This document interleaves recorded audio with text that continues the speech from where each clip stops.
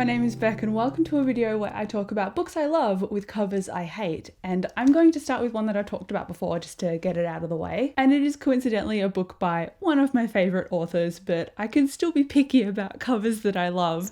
And this is Hero of Ages, which is the third Mistborn book. I talked about this in my Contradictions book tag video and I said this cover reminds me of a guy, and it's supposed to be a 17-year-old girl named Vin, and it looks like Jensen Ackles from Supernatural, and you can't convince me otherwise. So you know now because I know, and let's all suffer together. So that's why I don't like this cover. It doesn't seem to represent the character that I'm reading about. And also, just as a general rule, I'm not someone who really enjoys to see faces, at least full faces, on covers. If they're a cartoon or a watercolor style and they're stylized in some kind of sense, then I like them more. But this feels very photographic and that's not really something that I gravitate towards. And getting one more Brandon Sanderson out of the way, I do honestly prefer his UK covers, which are like the white editions, over his US covers, because the US covers feel a lot more photography based and they feel like they're older fantasy, and the older fantasy, like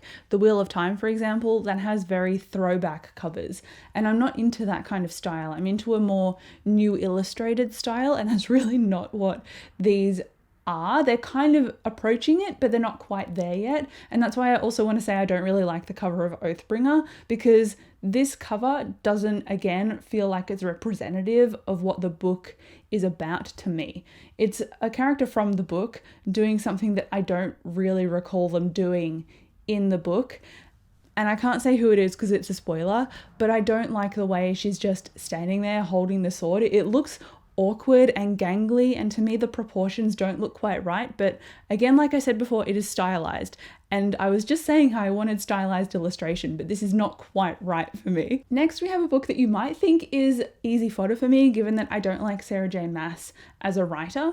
But this is Throne of Glass, and when I read Throne of Glass, I gave it 5 stars and I adored it. So I have loved stuff by her in the past. I just outgrew her work and it wasn't what I ended up wanting from a story.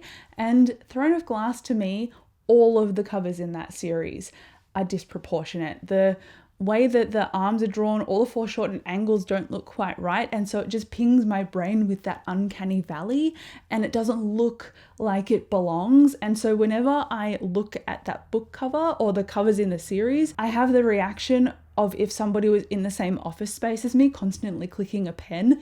It just irks me and I don't want to look at them. I prefer, again, illustrated editions, not whatever that is, which is again not photographic, but it's still not right. It's not right. And now comparatively, these covers aren't that bad, but I still don't love them. So I wanted to add them on this list. It's not that I vehemently hate them. I just feel like they could be better than what they are. They've gone for the classic fantasy look of guy with a sword, but then they've gone for a more modern take with kind of the watercolor to it. And I want to talk about Night's Shadow here, and this is the second Greatcoats book. The first one is Traitor's Blade. It's a quartet. The quartet follows primarily a trio of like Three Musketeers-esque fantasy characters who all used to be greatcoats and enforcers of the law, and now they are sellswords and trying to survive, and they get caught up in a lot of political shambles.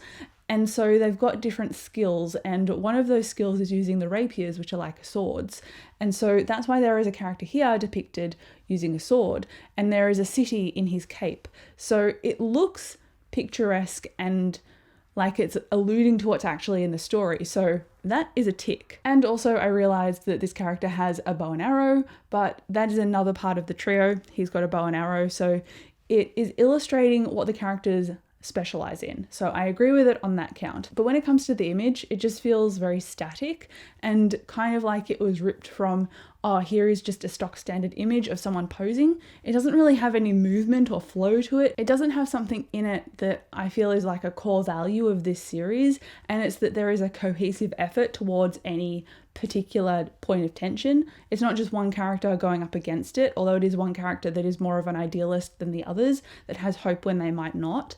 But it seems like it should be collective on the cover, and this cover just conveys one character being very static. So it's not really what I wanted. I wish it would do better, but for what it is not one of my most hated book covers out there. And then we've got a series that I'm currently reading, and that is the Witcher series. I want to talk about Blood of Elves, but I don't actually mind this cover. It is the other covers that I do not like. They've got a weird face on them, and it looks like they belong in some kind of 1800s English era, because this seems to be like a bodice ripper kind of story of like old English times, people falling in love. This guy has a face that just belongs on a portrait in the 1800s.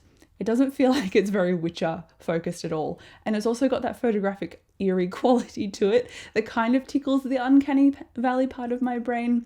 I'm not a fan. I much prefer this cover. I'm really glad they re-released them. And then finally on this list, this is just going to highlight one particular volume, but I find it not a problem. I guess it's a problem to me, but I find this a problem on manga, specifically shonen manga, which is like action adventure based. The volume I want to talk about is Bleach, and that is volume 9, and it has a character that is quite voluptuous. Let's be modest. I don't like it when they do this because it makes me feel seedy when I'm reading. And it's like, this is a story about swords and demons and going into battle and all this cinematic cool action stuff. And then it's got a character like this on the front cover.